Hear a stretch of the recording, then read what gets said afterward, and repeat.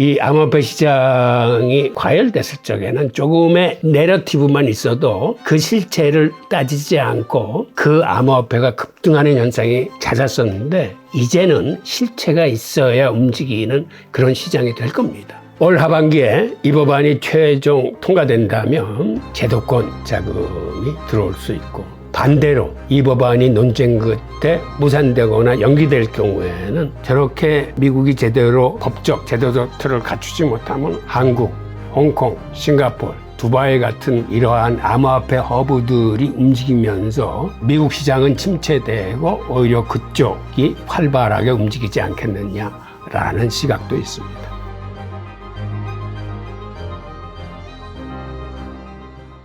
안녕하세요, 원키입니다. 오늘은 하반기 코인 시장, 이것이 달라진다 라는 주제로 함께 하겠습니다. 상반기 코인 시장은 좀 힘들었습니다. 우선 이란 전쟁이 있었고 그 다음에는 금리 인상, 우려 등으로 인해서 현금 확보를 위해서 기업이나 개인들이 혈안이 돼 있어가지고 유동성이 약화됐습니다. 그러니까 이렇게 유동성이 약화되다 보니까 그들이 가장 먼저 매도하는 게 변동성이 큰 비트코인 같은 암호화폐가 우선적으로 팔려나가면서 굉장히 힘든 시간을 보냈는데 이제는 이제 하락장이 막바지에 접어들지 않았느냐라는 시간이 스물스물 퍼지면서 이 시장이 조금씩 움직이고 있습니다. 그래서 하반기에 어떠한 요인들이 이 시장을 견인할 수 있는지 한번 알아보겠습니다. 상반기에 코인 시장이 어려웠던 이유를 다시 살펴보면 첫째는 지정학적 위기입니다. 이란 전쟁, 그 다음에 지속되는 우크라이나 전쟁 이런 것들이 있다 보니까 기업이건 개인이건 일단은 현금을 확보하고 보자라는 심리가 팽배해지면서 위험자산을 회피하기 시작했습니다. 위험자산뿐만 아니라 안전자산도 현금화시키면서 금과 은 시장도 굉장히 힘들었어요. 그 다음에는 CPI나 개인 소비 지출 같은 인플레이션 지수가 4%를 넘나들면서 이제 연준의 금리 인하는 물 건너갔구나. 오히려 올 연말쯤 되면은 금리를 인상할 확률이 더 높아지면서 시장에서는 이러한 긴축 우려와 달러 강세가 시장을 좀 억눌렀습니다.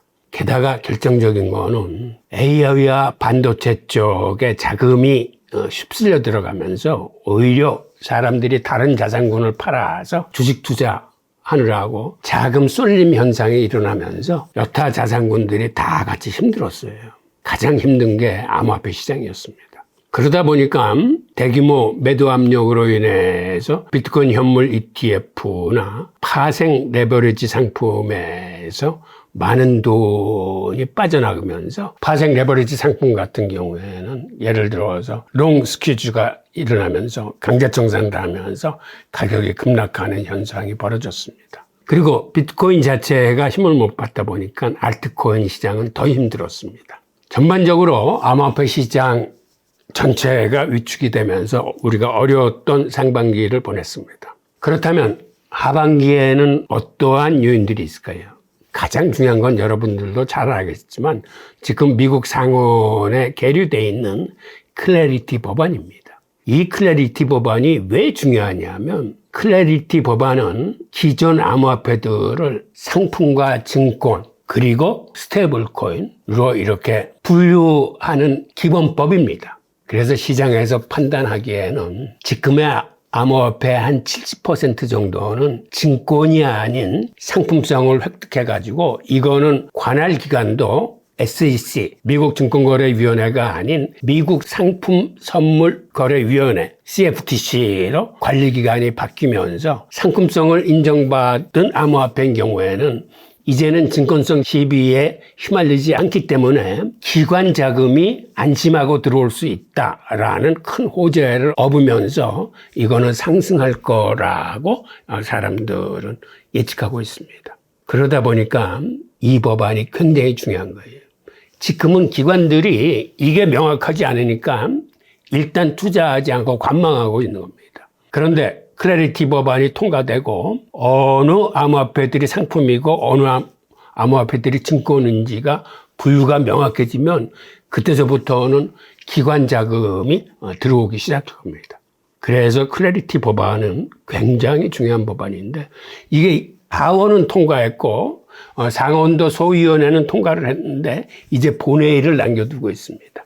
지금 본회의에서 이것에 관한 세부 법안들이 발의가 되면서 사실은 공화당과 민주당 간에 첨예하게 논쟁적인 그런 요소들이 많습니다. 하반기에 이렇게 클래리티 법안의 통과 여부가 중요하게 꼽히는 또 다른 요인을 보면 또 하나의 파트가 스테이블 코인이에요. 즉 스테이블 코인에 이자를 주느냐 아니면 이자 대신에 다른 보상을 부여하느냐 이 문제 가지고 첨예하게 지금 대립하고 있습니다. 이 문제가 왜 중요한 문제냐 하면 중국 같은 경우는 그들의 디지털 위안에 이자를 주기 시작했어요. 중국은 왜 여기다 이자를 주었냐 하면 기존 알리페이나 모바일 민간페이들의 위력이 상당하기 때문에 중국의 중앙은행이 인민은행이 디지털 위안을 발행했음에도 국민들이 여기에 그다지 큰 관심이 없어요. 그러다 보니까 중국의 중앙은행 입장에서는 통화의 주도권을 다시 뺏어오기 위해서 오히려 여기에 이자를 줌으로써 즉 은행에 예금하지 않고 개인들이 자기 지갑 속에 가지고 있어도 여기에 이자를 주겠다는 겁니다. 그래서 중국이 그들의 디지털 위안화에 요구불 예금 수준의 이자를 지급함으로써 사실은 미국의 스테이블 코인도 위기감을 갖는 겁니다. 이자를 주는 CBDC, 즉 디지털 위안에 대응하기 위해서는 미국이 주도하는 스테이블 코인에도 이자를 줘야 궁극적으로 국제통화시장에서 달러 연동 스테이블 코인이 우위를 점할 수 있다라고 생각하는 게 스테이블 코인 업체 측이고 미국의 은행 입장에서는 개인이 갖고 있는 스테이블 코인에도 이자를 주게 되면 이거는 은행 시스템 자체가 붕괴할 수 있는 중대한 사건이라고 보기 때문에 절대 이자는 지급해서는 안 된다는 게 은행권 시각입니다. 그러다 보니까 양측을 중재하거나 이 법을 통과시켜야 되는 사람들의 입장에서는 그러면 이자는 주지 않되 이자에 준하는 다른 보상체계를 가동시키면 어떻겠느냐 하는 게 스테이블 코인 업계의 중요한 제안이에요. 이자를 주느냐 마느냐의 쪽은 은행의 손을 들어줄 것 같아요. 하지만 전혀 이자를 안 주면은 스테이블 코인의 경쟁력이 없어지기 때문에 이자는 안 주지만 어떻게든지 다른 보상 수단을 강구해서 어느 정도의 수익을 인정해야 현실적이지 않겠느냐라는 이 두 개의 안이 지금 첨예하게 대립하고 있는 겁니다. 중요한 요소가 두 가지인데 아까 말씀드렸던 상품이냐 증권이냐라는 판가름이 나고 그로 인해서 기관 자금이 그때부터 안심하고 이 암호화폐에 투자를 하게 되고 또 하나는 스테이블 코인 같은 경우도 이자를 주느냐 보상을 하느냐 보상을 하게 된다면 어느 정도의 수준으로 하느냐 지금 이 문제가 첨예하게 대립되고 있는데 하여튼 두 개가 다 중요한 문제입니다. 클래리티 법안이 통과되면 이거는 어떤 면에서 암호화폐 산업계에 큰 이정표를 긋는 중요한 법안이기 때문에 이를 계기로 암호화폐 시장이 다시 부활할 수 있느냐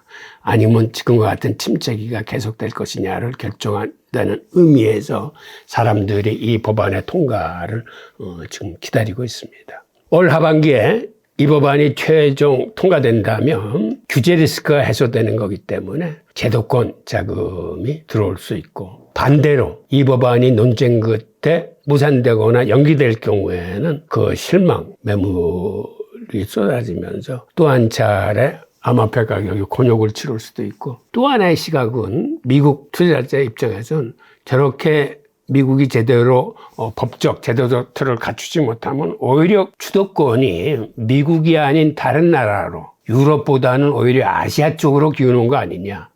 즉 한국, 홍콩, 싱가포르, 두바이 같은 이러한 암호화폐 허브들이 움직이면서 미국 시장은 침체되고 오히려 그쪽이 활발하게 움직이지 않겠느냐라는 시각도 있습니다. 일반 투자자 입장에서는 크레디티 법안이 어떻게 추진되느냐가 초미의 관심사이기 때문에 여기에 대한 관찰을 늦추지 말고 그 다음에 어떤 것들이 증권으로 분류되고 어떤 것들이 상품으로 분류될지 우리가 주시를 해야 됩니다. 그리고 이 법안의 진척사항에 대해서 뉴스를 보면서 우리의 매매나 이런 것들을 그 속도에 맞춰서 할 필요가 있고, 또 하나는 가장 중요한 거는 비트코인 현물 ETF 같은 자금의 흐름입니다. 지금은 워낙 주식시장이 강세였기 때문에 그동안은 굉장히 힘들었습니다만은 이제 주식시장도 너무 과열된 거 아니냐는 시각으로 인해서 주식시장에 들어갔던 일부 돈들이 금이나 은과 같은 안전자산, 그 다음에 비트코인 시장 같은 데로 이제는 큰 자금은 아니더라도 작은 물꼬가 튀어서 움직이지 않겠느냐라고 바라보는 게 시장의 시각이에요. 그래서 금, 은, 비트코인 같은 경우는 이제 저점을 찍고 강세는 아니더라도 스몰 상승세로 접어들지 않겠느냐라는 시장의 시각이 있습니다. 그리고 과거에는 이 암호화폐 시장이 과열됐을 적에는 조금의 내러티브만 있어도 그 실체를 따지지 않고 그 암호화폐가 급등하는 현상이 잦았었는데 이제는 실체가 있어야 움직이는 그런 시장이 될 겁니다. 그러니까 어떠한 민코인이라거나 어떤 스토리가 붙어가지고 일시적으로 급등하는 이런 경향은 이제는 많이 줄어들고 수익이 확인되고 미래 방향성이 확실하다고 느껴지는 코인들이 움직이기 시작할 겁니다. 결론적으로 하반기의 운명은 법안이 쥐고 있기 때문에 이 법안이 통과될 거다 아니면 연기될 거다라는 데 베팅하는 것보다는 기본적인 우리의 투자 원칙, 예를 들어서 분산 투자, 분할 투자, 그리고 적립식 장기 투자, 이러한 기본 원칙을 잘 지켜나가는 게, 즉 예측보다는 기존의 대응 전략으로 하반기에도 임해야 될 거라고 생각하면서, 또 하나는 적립식 장기 투자하고 더불어서 변동성이 심할 경우에는 금이나 은이나 비트코인의 리밸런싱 투자를 강력히 추천드립니다. 즉 변동성을 수익화할 수 있는, 그리고 최근 들어와서 제가 반복적으로 말씀드리고 있는 전략적 투자, 이제는 어느 한 자산군에 올인하는 게 아니라 암호화폐, 금과 은, 주식시장, 부동산 등을 폭넓게 보면서 이 포트폴리오의 비중 자체를 변화하는 시황에 맞춰서 바꿔가는 이런 전략적 투자를 강력하게 추천을 합니다. 이게 생존적 방어 전략이자 오히려 최상의 공격적 투자 전략이 될 수 있다라고 확신하기 때문에 이 전략적 투자를 추천드리는데, 조금 더 자세히 들여다보면 전략적 투자란 무엇이냐 하면 모든 자산군은 순환 사이클이 있습니다. 여러분들도 투자를 해보셔서 알겠지만 2024년에는 정말 비트코인이 뜨겁게 올랐습니다. 그때는 주식시장 거래량보다 암호화폐 시장의 거래량이 훨씬 많았어요. 그리고 수익도 훨씬 높았습니다. 그런데 그 다음에는 어떤 자산군이 떠올랐죠? 여러분들이 아시다시피 금과 은이 폭등했습니다. 지난해에는 금과 은의 상승세는 정말 상상을 초월할 정도로 금이 한 50-60% 오르고 은 같은 경우는 거의 한 120% 정도 올랐죠. 올해는 어떻습니까? 여러분들도 아시다시피 반도체 주식이 앞장서면서 주식시장이 뜨겁게 달러올라서 오히려 이제는 암호화폐 시장이나 금과 은 시장에서 자금이 빠져서 주식시장으로 빨려 들어가면서 정말 주식시장이 뜨겁습니다. 아마 이 열기는 내년까지는 계속되면서 내년에는 또 하나 급등하는 종목이 부동산 시장의 역세권 소형 빌라예요. 이런 식으로 매년 자산군은 순환 사이클을 갖고 있습니다. 그렇다면 후년에는 어떤 자산이 떠오를까요? 저는 사실 비트코인의 반감기 사이클이 후년에 다시 작동하리라고 봅니다. 여태까지 3번의 반감기에서 그 사이클이 다 맞아 떨어졌어요. 물론 과거의 사이클이 앞으로도 반복된다는 보장은 없습니다. 그럼에도 불구하고 이제는 순환 사이클상 후년 정도는 비트코인이 다시 힘을 쓸 거라고 보기 때문에 지금의 적립식 장기 투자는 그때 가서 큰 효도를 하게 될 겁니다. 이런 의미에서 제가 전략적 투자를 추천드리는 거는 서두에도 말씀드렸지만 전술적 투자하고 전략적 투자는 개념이 다릅니다. 전술적은 어느 한 분야에 정통한 거고 전략적은 여러 분야를 함께 볼 수 있는 폭넓은 시각이 필요한 거고 그러다 보니까 저 개인적으로는 소형 빌라, 주식, 금가은, 암호화폐 비중을 나름대로 포트폴리오의 비중을